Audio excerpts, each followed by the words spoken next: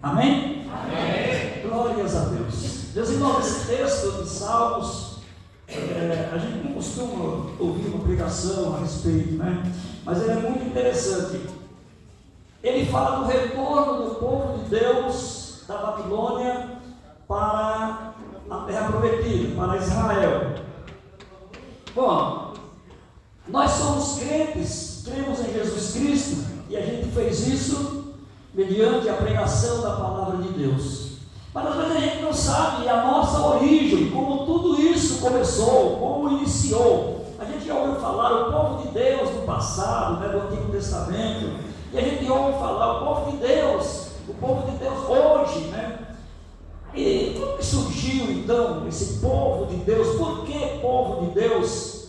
Então, num tempo muito remoto ainda, né, o Senhor Deus chamou um homem chamado Abrão e disse para ele que estava escolhendo ele porque o próprio Deus tinha um propósito de levantar um povo para si.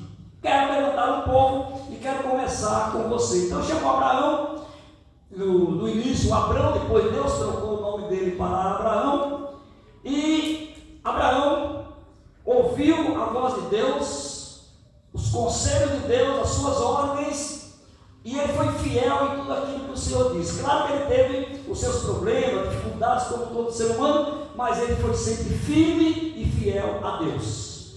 Deus então lhe deu um filho, o Isaac.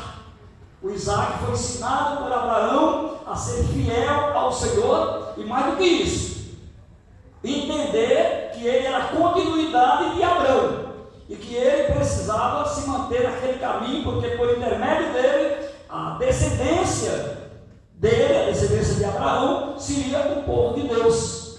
Então, ele continuou. Depois, nasceu o filho de Abraão, né, Isaac, e Isaac teve 2 filhos com a sua esposa Rebeca.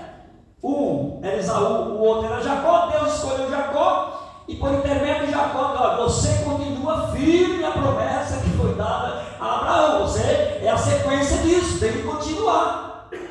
Nasceram 12 filhos para Jacó, e Jacó ensina seus 12 filhos: olha, vocês são a continuidade. Lembra do Abraão? Faça como seu pai Abraão, como seu pai Isaac, e continue nessa fé, nessa confiança de que a promessa de Deus se cumprirá por intermédio de vocês. E aí, a partir desses 12 filhos de Jacó, então se multiplicou, foi multiplicando, virou uma nação enorme, um povo incontável.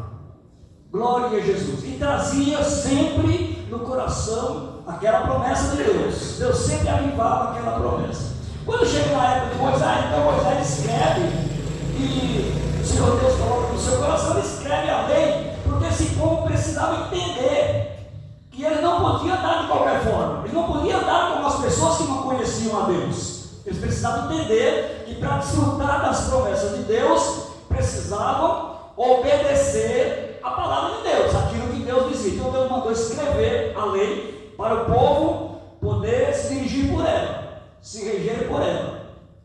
Mas como vocês sabem, os seres humanos são cheios de altos e baixos, então a nação cresceu muito.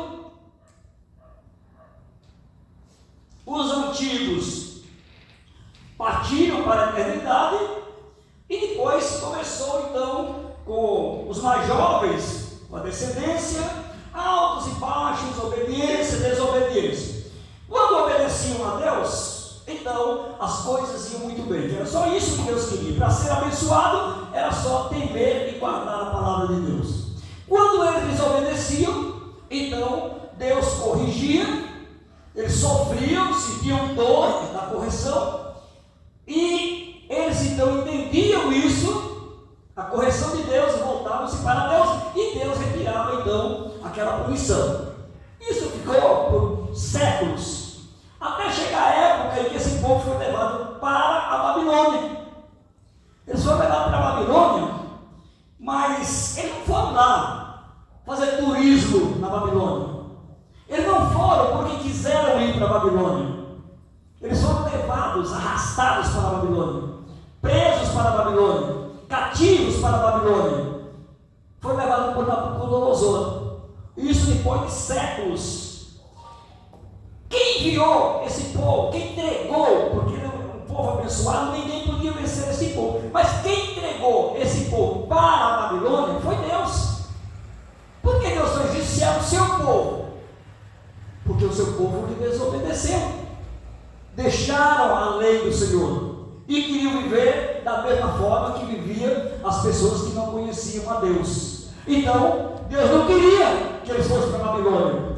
Deus, quando percebeu a desobediência, a forma como eles estavam agindo, e Deus ficou muito indignado com aquilo, chamou o profeta. Aliás, vários profetas, mas um profeta especificamente foi chamado para trabalhar em prol da restauração de Israel. Esse profeta se chamava Jeremias. O Senhor chamou ele ainda jovem, provavelmente com 16 anos de idade, e disse: agora vou colocar a palavra na tua boca, para você falar ao meu povo, para você orientar o meu povo. Então, Jeremias começa a pregar e falar sobre arrependimento. Vocês precisam voltar-se para Deus. Vocês precisam retornar para Deus. Mas o coração estava endurecido. O que eles faziam? Os filhos de Deus, eles fingiam servir a Deus, né? Tudo era formal. Foi virando uma coisa de rotina. Não tinha mais como no princípio o temor do Senhor, uma oferta a Deus. O culto não era uma oferta, uma entrega a Deus. Era tudo assim, uma coisa banal. Desprezaram o Senhor, ofereciam de qualquer forma, só continuavam os ritos, mas a espiritualidade havia desaparecido. Então, chegou um determinado momento que o Senhor disse: esse povo é desobediente mesmo, então vou corrigir o meu povo. Quando a gente lê em 1 Coríntios, no capítulo 11, nossa leitura de ceia, então o apóstolo Paulo escreveu: examine-se, pois, a si mesmo. Ele fala, examine-se, pois, a si mesmo. E ele diz por quê?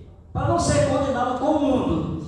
Examine-se, pois, a si mesmo, e assim, coma do pão e beba do cálice. Examinar a si mesmo. Não fazer de qualquer jeito. O crente tem que ter discernimento em relação a Deus. Se você serve alguma coisa que não tenha vida, que não tenha percepção, que não tenha discernimento, você pode fazer de qualquer jeito. Mas se você serve a Deus, a Bíblia diz que os olhos do Senhor procura os fiéis em toda a terra. Deus conhece os que são seus, está na Bíblia. Deus conhece os que são seus. E qualquer que profere o nome de Cristo, aparte-se da iniquidade. É assim que está escrito. Então, Jeremias foi lá e disse: olha, Deus acabou de dizer, acabou de decretar que vocês irão mesmo para a Babilônia, porque já desobedeceram o suficiente, não ouviram o chamado para retornar a Deus, então Deus decretou a ida para a Babilônia. Então, como disse, não foi pela vontade de Deus e muito menos ainda pela vontade do povo. Eles queriam permanecer em Jerusalém, e Deus só os enviou para a Babilônia porque era necessário que o povo fosse corrigido, para não se perder com as outras nações. Então Deus mandou para a Babilônia. Bom, o que vocês acham que eles passaram na Babilônia? O Nabucodonosor era o rei mais poderoso da terra na época, muito poderoso, e ele era cruel, ele não tinha misericórdia, ele era cruel. Ele começou a vir a Jerusalém, uma primeira vez ele veio, e ele subjugou o rei de Israel, e obrigou o rei de Israel a pagar tributo para a Babilônia. Depois ele veio uma segunda vez, porque o rei de Israel não estava cumprindo rigorosamente conforme as ordens da Nabucodonosor. Ele veio uma segunda vez, pegou um grupo de pessoas especiais, pessoas bem cultas, pessoas úteis para a Babilônia, e levou para a Babilônia. Ainda assim, depois de um tempo, ele não estava satisfeito, ele volta, e daí ele destrói toda a Jerusalém, o templo, os muros, ele acaba com tudo, destrói tudo. Agora, esse povo foi levado à força, arrastado como escravo para a Babilônia. Como que você acha que eles estavam lá? Como eles se sentiam? No texto que nós lemos aqui, quando o Senhor restaurou a sorte de Sião, mas aqui, depois de restaurar a sorte, então a nossa boca se encheu de riso. Até aqui tudo bem. A nossa língua de júbilo, então entre as nações se dizia: grandes coisas fez o Senhor por eles. De fato, grandes coisas o Senhor tem feito por nós. Por isso estamos alegres. Restaura, Senhor, a nossa sorte, como as correntes de Negueb. Os que com lágrimas semeiam, com júbilo sem farão. Quem sai andando, chorando, e quando semeia, voltará com júbilo, trazendo os seus feixes. O que não faltou para o povo de Deus em Babilônia foi lágrima, foi dor. Você pode imaginar o que seria, né? Lá eles tinham os seus bens, eram ricos, a sua família, tudo muito bem organizado. Uma coisa que era importantíssima em Jerusalém, no centro de Jerusalém, era o templo de Deus. Ninguém, de nação nenhuma, existia um Deus como o Deus de Israel, um Deus que se manifestava ao seu povo. Para vocês terem ideia, Deus era o rei de Israel, era ele que governava Israel. Eles tinham esse privilégio de ter Deus como seu rei. De repente, tudo isso cai por terra, o templo é destruído, as famílias são separadas, são arrastadas para Babilônia à força. Lá não ficaram juntos, lá o rei colocou onde quis, mudou o nome de pessoas, trocou colocando o nome dos deuses da Babilônia, ao invés dos nomes que eles tinham, os nomes hebraicos. Então, mudou tudo. O que aconteceu com o povo? Uma tristeza insuportável, uma dor no coração, uma angústia na alma. Então eles não podiam orar, porque eles diziam: não vamos falar o nome de Deus aqui em terra estranha, não vamos pronunciar. Ficaram 70 anos lá em Babilônia sem pronunciar o nome de Deus. Era uma angústia, um sofrimento. Não vamos cantar aqui. Estamos aqui com nossos instrumentos, mas nós vamos pendurar os instrumentos nas árvores, nos carvalhos, porque nós não vamos cantar aqui em Babilônia. Os caldeus até pediam: mas pega esse instrumento, canta uma música, né? Se alegrem.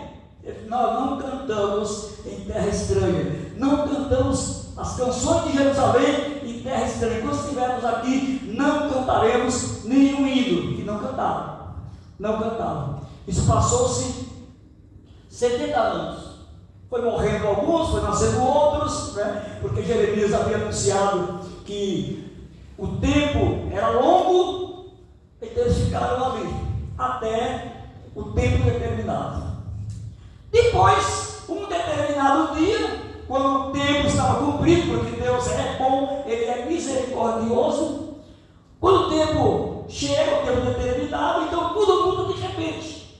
Deus levantou um homem, um rei, que era da Pérsia, Ciro, e ordenou esse homem que libertasse o povo de Israel. Ele foi lá, dominou a Babilônia, se tornou rei e escreveu um edito libertando o povo de Deus para voltar para Jerusalém. Aleluia. Chegou um dia, não dá para a gente dizer todos os detalhes, porque não foi muito imediatamente que eles vieram para Jerusalém, mas chegou um dia que todo aquele povo se reuniu e vamos para Jerusalém. Então, quando eles voltam e entram, aí também vocês podem imaginar a alegria que foi.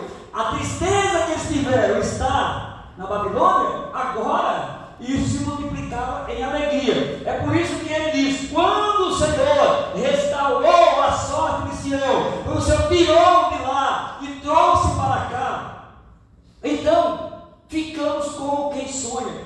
Veja, 70 anos. Parecia um sonho, não parecia real. Está voltando para Jerusalém, não parecia real. Só que Jerusalém estava toda destruída. E aí eles teriam que fazer tudo novo. Mas o próprio Deus providenciou os meios para que eles fizessem tudo aquilo. Chamou um homem chamado Zorobabel. Esse homem recebeu autorização do rei. Aí já o rei Artaxerxes. Ele veio e ele constrói o templo e começa a construir a cidade.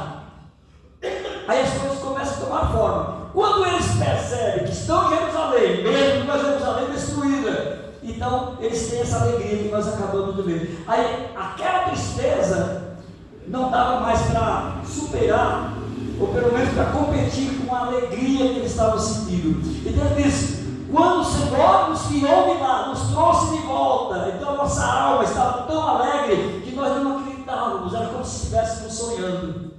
Aleluia. E as nações, os povos que viram a destruição, também dizem: olha, grandes coisas fez o Senhor por esses. Grandes coisas fez o Senhor por esses. E eles afirmavam: verdadeiramente, grandes coisas fez o Senhor por nós. É por isso que nós estamos alegres. Aleluia. Grandes coisas fez o Senhor por nós. E é por isso que nós estamos alegres. Glória a Deus. Não é maravilhoso? Eles não imaginavam isso. Não pensavam que iam para a Babilônia. Pensavam que não, isso é profetas falsos, isso não vai se cumprir. Mas não era Deus que estava falando. E depois o próprio Deus falou que traria de volta para Jerusalém. Eles também não acreditaram, não é possível, não tem mais como voltar para Jerusalém. Mas voltaram e voltaram com alegria. Agora, irmãos, eu quero que vocês pensem em uma coisa. Aquele era o povo de Deus. Povo judeu, povo de Deus. Hoje, quando a gente diz povo de Deus, estamos falando da igreja. O povo de Deus primeiro. O povo de Deus de São Paulo. O povo de Deus do Brasil. O povo de Deus. Estamos falando de quê? Da igreja do Senhor.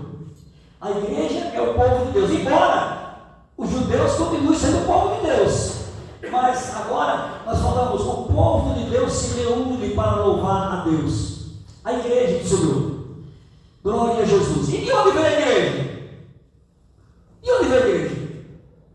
Quando o Senhor Deus chamou todos aqueles que eu falei, então surgiram daquele povo, surgiram reis, profetas, todos os profetas que vocês já ouviram falar, Malaquias, Zacarias, Isaías, todos que vocês já ouviram falar, surgiu do povo de Israel, daquele povo que era o povo de Deus. Era ali que o Senhor chamava e era ali que o Senhor instruía para trabalhar na sua obra. Muitas coisas que os profetas disseram, Deus mandou registrar para que nós tivéssemos conhecimento. Então nós sabemos porque foi escrito. Os profetas falaram, profetizaram, e ainda tem coisas futuras para se cumprir, que os profetas registraram e não se cumpriram ainda, e nós aguardamos o seu cumprimento. Aleluia. E dentre essas pessoas, esses reis, patriarcas, profetas, escribas, então nasceu Davi. Nasceu Davi, que era da descendência de Abraão. E o Senhor prometeu para Davi que da descendência dele, de Davi, haveria de nascer um que seria o rei eterno de Israel. Esse será o rei perpétuo. Aleluia. E esse rei que ele estava falando era Jesus Cristo.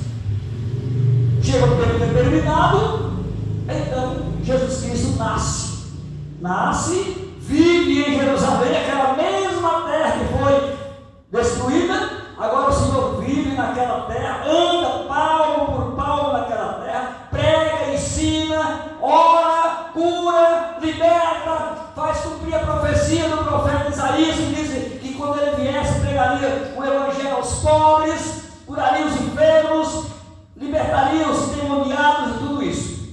Aleluia. Aí nasce Jesus e começa o seu ministério, a sua grande obra. Aí Jesus morre, ressuscita, e no dia de Pentecostes, então é inaugurado o nascimento da igreja, o nascimento do povo de Deus. A igreja que nós conhecemos hoje, ela é uma igreja que foi lavada, purificada pelo sangue de Cristo vertido na cruz do Calvário. Onde começou? Lá no Abraão. Esses que pregaram o Novo Testamento falam: o nosso pai Abraão, esse é filho de Abraão. Quer dizer, é da descendência de Abraão, é a continuidade do povo de Deus no Velho Testamento. A igreja é a continuidade daquele povo. ela tem promessas de Deus. O Senhor fez promessas para a igreja. Quando a igreja ela desobedece a Deus, eu estou falando de um modo geral, então ela é corrigida, igual o povo de Israel, porque aquele mesmo Deus que deu ordem para aquele povo é o Deus que deu mandamentos para essa igreja também. Nós não podemos viver da forma que entendemos, nós temos que viver da forma que o nosso mestre, que o nosso Senhor nos ordena. Com essas coisas a gente não brinca, porque não ache isso um peso, isso é um privilégio. Você ser guiado por Deus e Ele dizer, olha, você pode fazer isso e você não pode fazer isso. Isso é um privilégio. Você tem Deus para guiar a sua vida. E Ele não faz isso da mesma forma que Ele não fazia isso com o povo de Israel, porque queria o mal do povo de Israel, mas pelo contrário, queria o seu bem, por isso corrigia para que eles não se perdessem. Da mesma forma que o Senhor faz com a igreja. Ele nos ordena andar nos seus caminhos para o nosso próprio bem. Porque o que seria de nós ser Cristo? Ou o que será de nós ser Jesus? Aleluia. Qual é o fim que teremos se Cristo não estiver na nossa vida? Então nós precisamos obedecer à voz do Senhor. Agora, veja, tudo que a gente ouve no Antigo Testamento, a gente acha glorioso. A sarça, o Monte Sinai ardendo em fogo, as profecias, os sinais, as curas. Nós estávamos lendo do profeta Eliseu, que o povo estava com fome, né? Tinha 100 profetas lá, alunos de profeta, discípulos de profeta, então estavam com fome, e aí aparece uma pessoa, traz os pães da primícia, né, que trazia para o sacerdote, trouxeram para Eliseu, e Eliseu disse, dá de comer para os filhos dos profetas, discípulos dos profetas. E aí eu, mas Senhor, não dá, porque são poucos pães para muita gente. E aí ele disse, pode dar, porque o Senhor falou comigo, que você pode comer à vontade e vai sobrar pão. Aleluia, porque o Senhor estava cuidando. Então, essas coisas maravilhosas aconteceram no Antigo Testamento. Foram muitas, Mar Vermelho, Rio Jordão que se abriu, muitas coisas grandiosas aconteceram ali. E a gente fica encantado com isso. Pois eu quero dizer para vocês que tudo que aconteceu não é tão importante e tão glorioso como a vida da igreja de hoje. Deus deu muito mais à igreja do que o povo de Israel. Aleluia! Você sabe o que diz no livro de Hebreus? Moisés era um servo do Senhor, um servo obediente, obedecia a Deus. Jesus Cristo, que é o nosso mestre, é filho, é dono da casa. Muito superior a Moisés. Moisés se curvava diante de Jesus. O profeta Abraão, o patriarca Abraão, ele dizia, eu vivo andando, peregrinando no deserto, na esperança de um dia morar numa cidade, que o construtor é o próprio Deus. Ele vivia nessa esperança. E hoje nós vivemos aquilo que foi profetizado a respeito de Cristo, nós vivemos isso hoje. A glória da igreja é muito maior do que a glória do povo de Deus. Nós poderíamos chamar da igreja de Deus do passado, muito maior. As promessas que o Senhor Deus fez para Abraão eram terrenas. Então, essa terra aqui, eu vou dar para vocês. Era uma coisa encantadora, porque eles não tinham nada, era escravo no Egito. E o Senhor disse, eu vou dar tudo isso aqui para vocês. Essa terra vai ser de vocês. Vocês vão ter abundância de bens aqui. A gente fica encantado com isso. Deus deu terra ao povo de Israel. Sabe o que Deus deu para a igreja? Herança do céu. Aleluia! Aleluia! Deus deu para a igreja muito mais do que deu para o céu. Aqueles também vão para o céu, porque creram em Deus. Eu estou dizendo das promessas que o Senhor fez. A promessa que Ele fez para aquele povo era promessa terrena. Vocês terão comida à vontade, vocês terão bens à vontade, terão ovelhas à vontade. Para a igreja, o Senhor disse, vocês serão participantes da glória do Senhor. E é tão difícil de entender isso que Paulo faz uma oração e ele pede, Senhor, abre os olhos dos irmãos, abre os olhos do coração, para que eles entendam o que é a vida no céu, o que é a herança que o Senhor tem reservado para o seu povo, porque não é fácil compreender, mas é real, é uma promessa de Deus. Deus nunca falhou nenhuma promessa sua. Todas as promessas que Ele fez, Ele cumpre ou ainda cumprirá rigorosamente, sem faltar absolutamente nada. Tem um versículo que diz: Deus não é homem para que minta, o que Ele promete, Ele cumpre. Deus vela pela sua palavra para fazê-la cumprir. Então a igreja de Cristo, aleluia, ela tem a alegria, o privilégio de desfrutar dessas bênçãos. Aquilo que acontecia lá, que era sombra, hoje é realidade.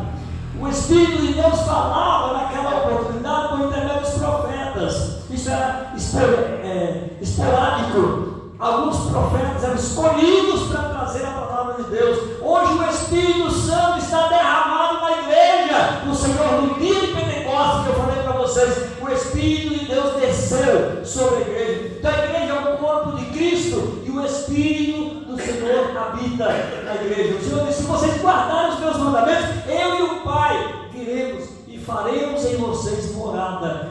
É muito diferente do Antigo Testamento. Se você guardar a minha palavra, crer em Jesus Cristo, receber como seu Salvador, então nós viremos, eu, o Pai, viremos e faremos em você morada. Então, essa é uma coisa grandiosa. Deixa eu só advertir você de uma coisa: não perca isso por nada. Aleluia. Não ache que isso foi uma coisa barata.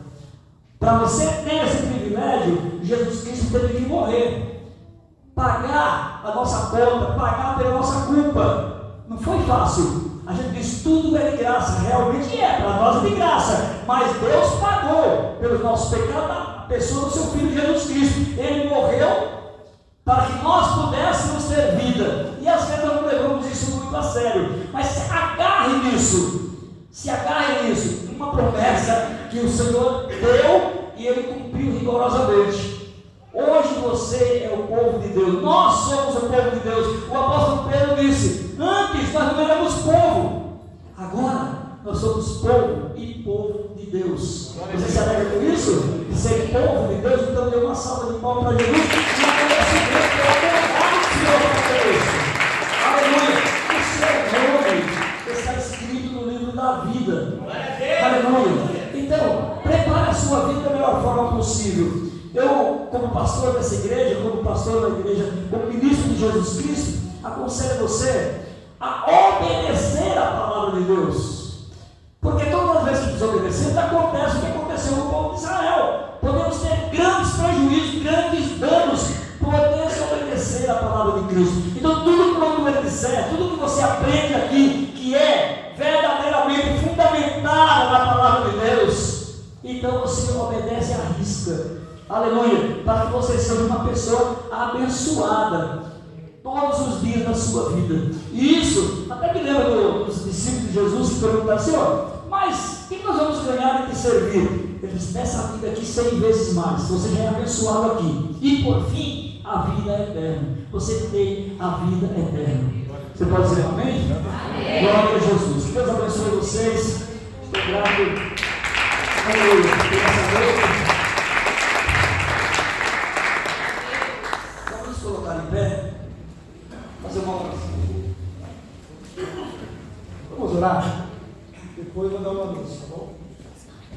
Pai querido e eterno Deus, graças te damos por mais uma noite.